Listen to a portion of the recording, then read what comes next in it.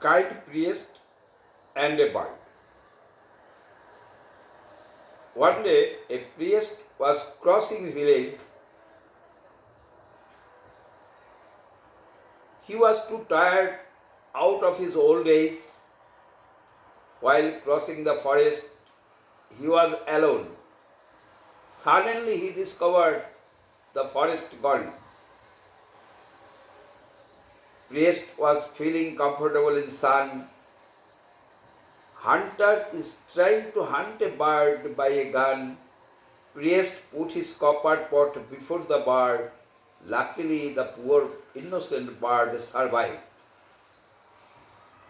Surprisingly, the petty bird turned to priest without trying to fly away out of sight. Bird get close to priest with wetted eyes. For a while they looked each other wise. Both of them understood each other, got powerful blessings of Earth Mother. The entire sweet story was watching from branch of a kodam tree and swing, understood the secret of bird survival. Saint offer his prayer to little Gopala.